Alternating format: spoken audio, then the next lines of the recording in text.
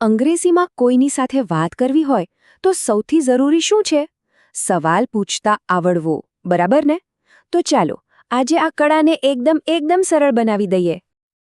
તો મૂળ સવાલ એ જ છે કે અંગ્રેજીમાં સવાલ પૂછાય કેવી રીતે? ઘણા લોકો અહીં જ અટવાઈ જાય છે. પણ સાચું કહું, આ જરાય અઘરું નથી. રસ્તો એકદમ સીધો અને સરળ છે. અને જવાબ છે આ આંકડામાં 15. હા, તમે સાચું જ સાંભળ્યું. બસ આ 15 શબ્દોને પકડી લો અને સમજો કે અંગ્રેજીમાં સવાલ પૂછવાની મોટાભાગની ચાવી હાથમાં આવી ગઈ. ચાલો એક પછી એક બધાને જાણીએ. તો ચાલો શરૂઆત કરીએ એકદમ પાયાની બાબતોથી. કોઈ પણ વાતચીતના 3 મુખ્ય પિલર કયા હોય? લોકો, વસ્તુઓ અને જગ્યાઓ. જો કોઈ પણ વાતચીત શરૂ ક્યાંથી થાય? એ જ ને કે ભાઈ કોણ સામેલ છે, શું વાત છે અને આ બધું ક્યાં થઈ રહ્યું છે? તો ચાલો સૌથી પહેલાં એના માટેના શબ્દો જાણી લઈએ. ઓકે, હવે અહીંયા થોડું ધ્યાન આપજો. લોકો વિશે પૂછવા માટે 3 અલગ શબ્દો છે. જો જાણવું હોય કે કામ કોણ કરી રહ્યું છે તો પૂછાય હું, પણ જો એ જાણવું હોય કે કોની સાથે વાત થઈ રહી છે તો વપરાય whom, અને કોઈ વસ્તુ કોની છે એ જાણવા માટે છે whose.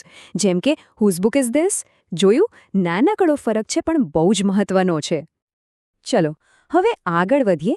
વસ્તુઓ અને જગ્યાઓ પર શું થઈ રહ્યું છે એ જાણવા માટે છે વોટ. પણ જો 2-3 વસ્તુઓમાંથી કોઈ એક પસંદ કરવાની હોય ત્યારે which વપરાય. અને જગ્યા માટે એકદમ સિમ્પલ, where. છે ને સહેલો? સરસ. તો કોણ, શું અને ક્યાં, આ તો પાક્કું. હવે વાતને થોડી આગળ વધારીએ અને એમાં ઉમેરીએ કારણ અને સમય. કોઈ પણ ઘટના એમ જ નથી બનતી. એની પાછળ કોઈ કારણ હોય છે અને એ એક ચોક્કસ સમયે જ બને છે. ચાલો હવે એ કેમ અને ક્યારેને પકડતા શીખીએ. તો આ બહુ જ સીધું છે. કોઈ કામ શા માટે થયું એ જાણવું હોય તો સીધું પૂછવાનું why. સમય જાણવા માટે છે when. પણ અહીં એક મજાની વાત છે. જો એ જાણવું હોય કે કોઈ કામ ક્યારથી ચાલી રહ્યું છે તો when નહીં, since when વપરાય છે. આ નાની વાતો જ બહુ કામની છે. how long અને how often બંને સમય માટે છે, પણ ઉપયોગ એકદમ અલગ છે. how long એટલે કોઈ ક્રિયા કેટલા સમય સુધી ચાલી એ સમયગાળો બતાવે છે, અને how often એટલે કોઈ ક્રિયા કેટલી વાર થાય છે એ પુનરાવર્તન બતાવે છે. અને હવે આવીએ છેલ્લા અને સૌથી વિગતવાર સવાલો પર. માપ અને રીત. આનાથી વાતચીતમાં એકદમ સ્પષ્ટતા આવી જશે. અત્યાર સુધી આપણે કોણ, શું, ક્યાં, ક્યારે, કેમ શીખ્યા. હવે ઊંડા ઉતરીને ચોક્કસ વિગતો કાઢવાનો સમય છે.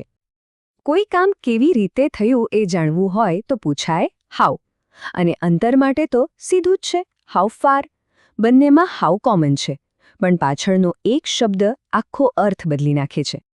અંગ્રેજી શીખતી વખતે એક સામાન્ય ગૂંચવણ: ગણી શકાય એવી વસ્તુઓ અને ન ગણી શકાય એવી વસ્તુઓ માટે સવાલ કેવી રીતે પૂછવો. ચાલો આ કન્ફ્યુઝન આજે હંમેશા માટે દૂર કરી દઈએ. જવાબ બહુ જ સરળ છે. જે વસ્તુ ગણી શકાય, જેમ કે પેન, મિત્રો, દિવસો, એના માટે પૂછવાનું how many. અને જે વસ્તુ ન ગણી શકાય, જેમ કે પાણી, ખાંડ, માહિતી, એના માટે વપરાય how much. બસ આટલું જ યાદ રાખવાનું છે. ગણાય તો many, ન ગણાય તો much. સિમ્પલ. ચાલો અત્યાર સુધી જે પણ શીખ્યા એ બધા પર એક ફટાફટ નજર ફેરવી લઈએ, જેથી બધું બરાબર યાદ રહી જાય. અને આ રહ્યું આપણું આખું લિસ્ટ.